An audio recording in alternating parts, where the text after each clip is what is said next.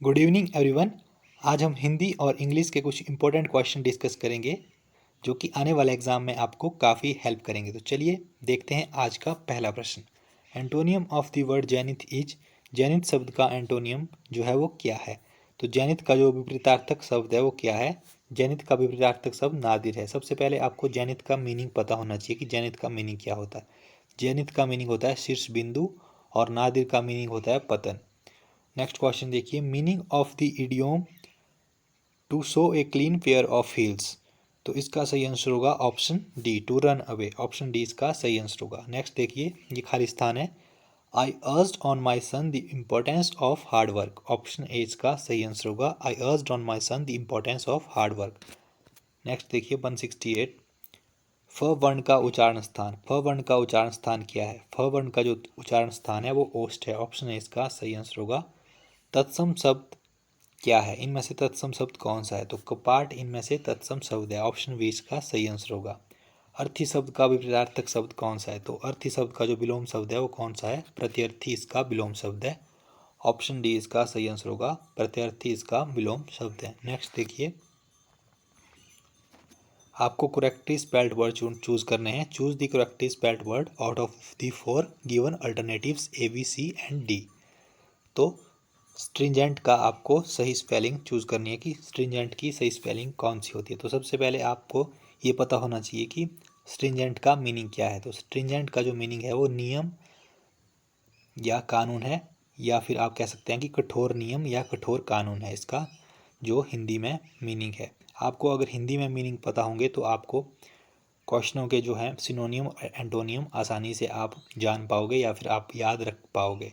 तो इसकी जो सही स्पेलिंग है वो ऑप्शन बी इसका सही आंसर होगा। 132 देखिए, ऑस्ट्रासाइज की सही स्पेलिंग कौन सी है? तो ऑस्ट्रासाइज का मीनिंग पहले जान लीजिए। ऑस्ट्रासाइज का मीनिंग होता है समाज से बाहर निकालना, और ऑस्ट्रासाइज की जो सही स्पेलिंग है वो कौन सी है? ऑप्शन ए इसका सही आंसर होगा। OSTRACIZ इसकी सही स्पेलिंग है। नेक्स्ट देखिए, फिक्कल। फिक्कल फिक्कल की कौन सी सही स्पेलिंग है? तो आप ध्यान से देखिए इन वर्ड्स को। इसकी सही स्पेलिंग जो है ऑप्शन सी इसका सही होगा। FICKLE। फिक्कल का हिंदी में मतलब होता है चंचल। ये आपको याद रखना है। चंचल फिक्कल का हिंदी में सही मीनिंग होता है चंचल। नेक्स्ट देखिए 134, सबसाइड की सही स्पेलिंग कौन सी है? तो सबसाइड की जो सही स्पेलिंग है वो SUBSID है। ऑप्शन ए इसका सही आंसर होगा। सबसाइड इसकी सही स्पेलिंग है। 135 देखिए, डिस्टिंक्शन की सही स्पेलिंग कौन सी है? तो डिस्टिंक्शन की सही स्पेलिंग है DISTINCTION। ऑप्शन डी इसका सही आंसर होगा। तो सबसाइड का पहले तो मैं आपको मीनिंग बताना भूल गया। सबसाइड का जो सही मीनिंग होता है वो होता है कम होना, और डिस्टिंक्शन का मीनिंग होता है भेद। तो ये सब आपको याद रखना है। नेक्स्ट देखिए, choose the most appropriate option out of the four given alternatives A B C and D to fill in the blanks. तो आपको चार ऑप्शनों में से यहाँ पर ब्लैंक फिल करने हैं। तो इनका क्या होगा? देखिए 136 देखिए, would you mind explaining to the principal how the trouble started. Option D इसका सही आंसर होगा। 137 देखिए, when the morning came the murder was discovered. He did not register his dissent to the proposal. Option D इसका सही answer होगा। He did not register his dissent to the proposal. 139 देखिए,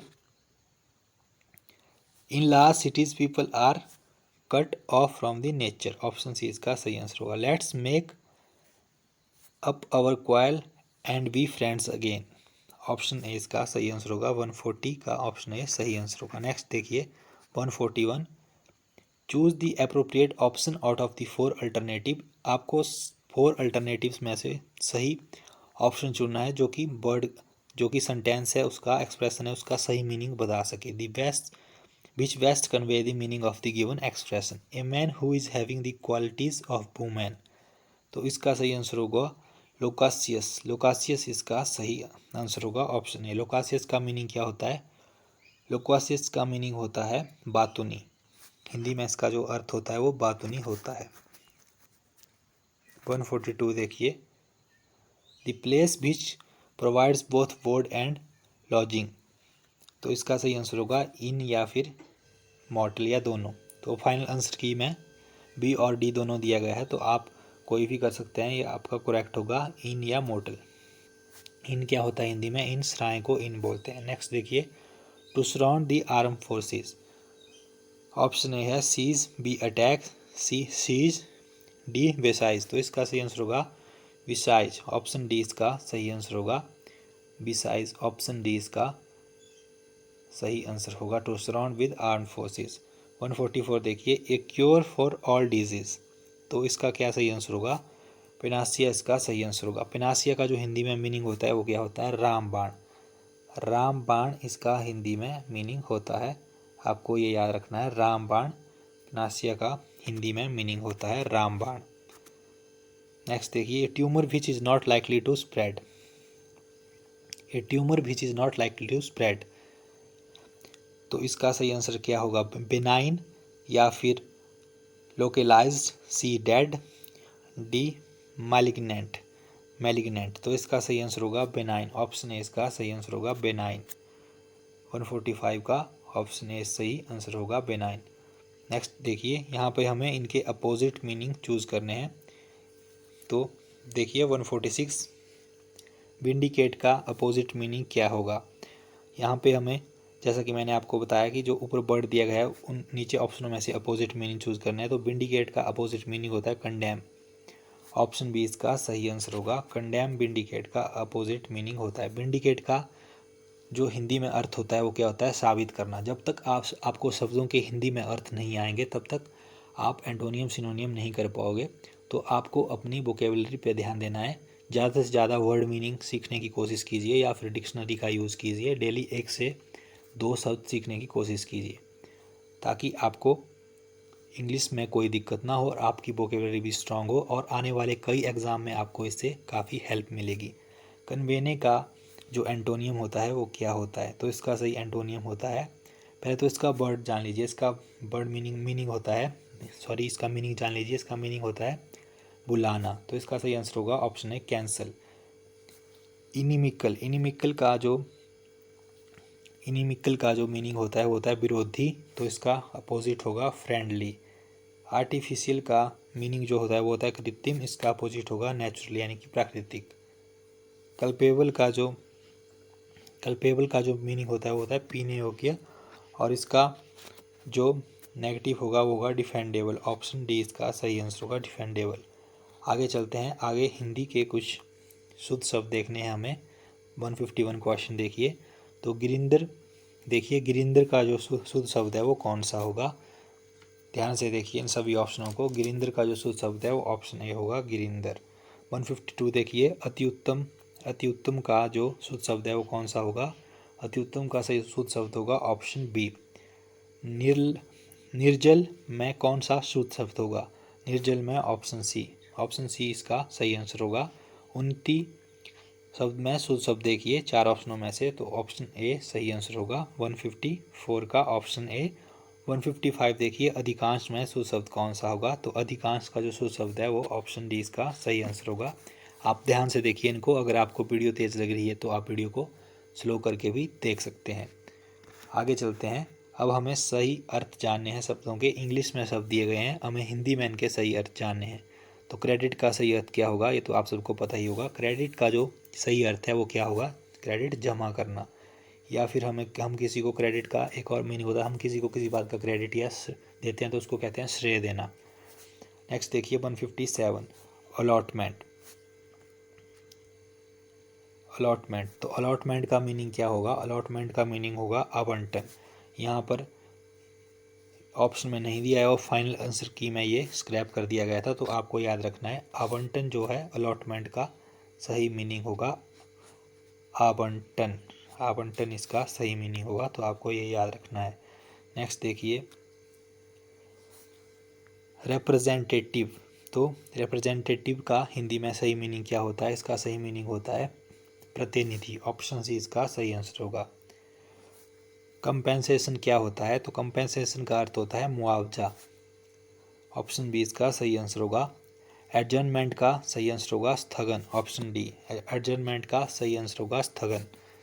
next देखिए, next हमें संधि विच्छेद करना है। तो देखिए नायिका का संधि विच्छेद क्या होगा? न जमा इका, न जमा इका, न जमा इका या फिर नौ जमा इका। तो नायिका का जो संधि विच्छेद होगा, सही संधि विच्छेद, वो न जमा इका होगा, ऑप्शन सी। दही का तत्सम शब्द क्या है? तो दही का जो तत्सम शब्द है वो क्या है? दधी, ऑप्शन डी इसका सही आंसर होगा, दधी। बाबू का स्त्रीलिंग क्या है? 163 देखिए, बाबू का स्त्रीलिंग क्या है? तो बाबू का स्त्रीलिंग क्या है? बाबू का स्त्रीलिंग है बाबुआइन, ऑप्शन डी इसका सही आंसर होगा। भीख का बहुवचन क्या है? ऑप्शन ए भीख, बी भिखारी, सी भिखारी, डी भीखों। तो भीख का बहुवचन है भीख, ऑप्शन ए। आजीवन में कौन सा समास है? ये क्वेश्चन काफ़ी बार रिपीट होता आ रहा है। आजीवन में कौन सा समास है? तो आजीवन में अव्ययीभाव समास है। आप मैक्सिमम नोटिस कीजिएगा, हर एग्ज़ाम में अव्ययीभाव से ही क्वेश्चन पूछे जाते हैं। यानी कि आप ये रख लीजिए कि 10 में से 7 क्वेश्चन, यानी कि 7 एग्ज़ामों में 7 बार अव्ययीभाव से ही पूछे गए होंगे, 1-2 बार किसी और समास से पूछे जाते हैं। नेक्स्ट देखिए 168 देखिए, व्यक्ति की भाववाचक संज्ञा क्या है? व्यक्ति, व्यक्तिगत, व्यक्तित्व या फिर व्यक्तियाँ। तो व्यक्ति की जो भाववाचक संज्ञा है, ऑप्शन सी व्यक्तित्व है। गर्म का विशेषण क्या है? गर्म का क्या विशेषण है? गर्म विशेष यानी विशेषण यानी जो किसी शब्द की विशेषता को दर्शाए, संज्ञा या सर्वनाम की विशेषता को दर्शाने वाले शब्दों को विशेषण कहते हैं। तो गर्म का विशेषण क्या है? गर्मी, गर्म, गर्माशय, गर्मी। तो गर्म का जो विशेषण है, ऑप्शन ए गर्मी।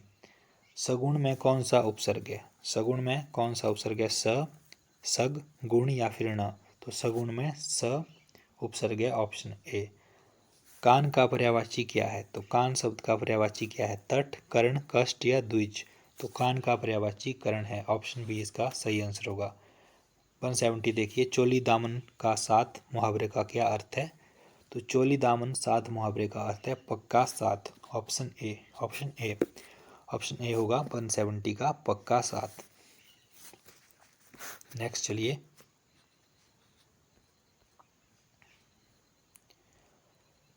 163 देखिए, one word substitution for one who takes delight in excessive cruelty. तो इनके लिए वन वर्ड सब्स्टिट्यूशन देखिए इसके लिए। तो इसके लिए क्या होगा? 163 का जो वन वर्ड सब्स्टिट्यूशन है वो क्या होगा? सैडिस्ट, ऑप्शन सी इसका सही आंसर होगा। एंटोनियम ऑफ ब्लिस, ब्लिस का विपरीतार्थक शब्द क्या होगा? तो ब्लिस, ब्लिस का जो मीनिंग होता है हिंदी में वो जान लीजिए। ब्लिस का जो हिंदी में मीनिंग होता है वो परमानंद होता है, परमानंद ब्लिस का मीनिंग होता है। और इसका जो एंटोनियम होगा वो मिसेरी होगा। तो इसका हिंदी में मीनिंग होता है कष्ट। परमानंद का जो एंटोनियम होगा वो कष्ट होगा। आगे देखिए खालिस्तान है, he grew tired of hard work and began to disappear. तो इसका क्या सही आंसर होगा? ध्यान से देखिए, he grew tired of hard work and began to disappear of success, option A इसका सही आंसर होगा 165 का। 166 देखिए, meaning of the idiom a jaundiced eye. तो इसका क्या मीनिंग होगा? Meaning of the idiom a jaundiced eye. ध्यान से देखिए इस इडियम का मीनिंग क्या होगा?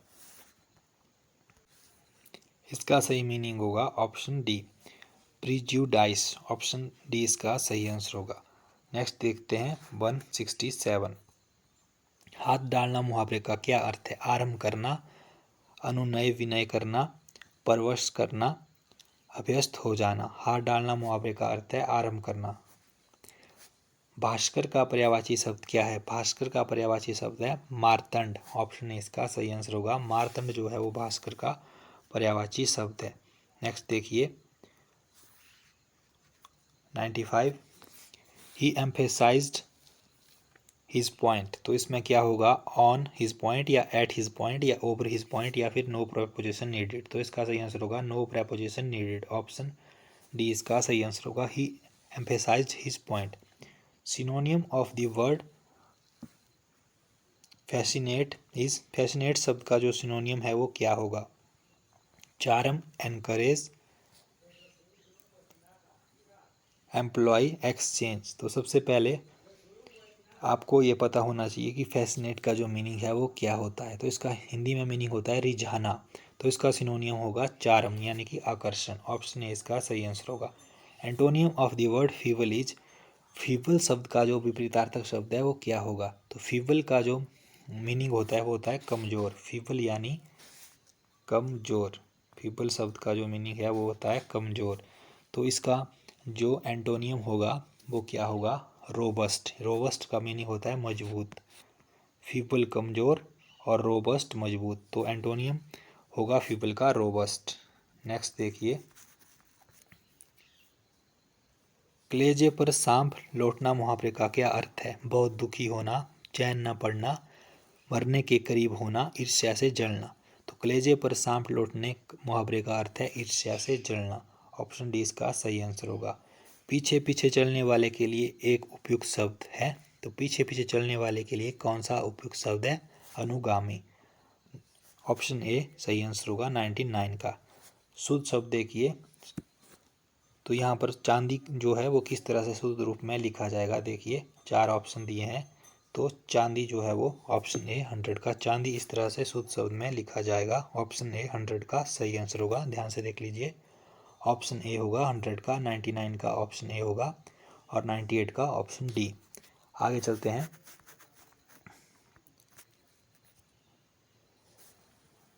आगे आप खालिस्तान है, we have not seen him. तो ध्यान से देखिए, we have not seen him for a month. Option B इसका सही आंसर होगा। सिनोनियम देखिए, एवर्स का सिनोनियम क्या होगा? तो एवर्स का जो सिनोनियम है वो क्या होगा? अपोज इसका सिनोनियम होगा। ऑप्शन ए इसका सही आंसर होगा। 65 देखिए, एंटोनियम ऑफ वार्फ। वार्फ शब्द का एंटोनियम क्या होगा? तो वार्फ शब्द का एंटोनियम होगा नॉर्मल। Option C. वार्फ का हिंदी में क्या मीनिंग होता है? वार्फ का मीनिंग होता है हिंदी में ताना।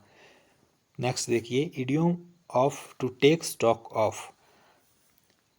टू टेक स्टॉक ऑफ, तो इसका सही इडियम क्या होगा? To imagine, to supply, to survey, to attract. तो इसका सही आंसर होगा टू सर्वे। ऑप्शन सी इसका सही आंसर होगा। अंक का पर्यायवाची शब्द क्या है? तो अंक का पर्यायवाची शब्द क्या है? पावक, चमू, क्लेवर, अनल। तो अंक का पर्यायवाची शब्द है क्लेवर। Option C. शुद्ध शब्द देखिए, अंत्याक्षरी, अंत्याक्षरी, अंत्याक्षरी या फिर इनमें से कोई नहीं। तो इनमें से कोई नहीं या फिर कौन सा होगा? तो इसका सही आंसर होगा अंत्याक्षरी। अंत्याक्षरी इसका सही आंसर होगा। अंत्याक्षरी यानी कि ऑप्शन सी। यथासंभव में कौन सा समास है? तत्पुरुष है, द्वंद्व है, बहुब्रीहि है या फिर अव्ययीभाव है? तो यथासंभव में अव्ययीभाव समास है। ऑप्शन डी इसका सही आंसर होगा। जैसा कि मैंने आपको पहले बताया था कि मैक्सिमम जगह अव्ययीभाव से ही पूछे जा रहे हैं काफ़ी टाइम से। तो अगर आपको नहीं भी आता है, वैसे तो आपको समास को पढ़ना चाहिए, इतनी मुश्किल नहीं है, आसान है।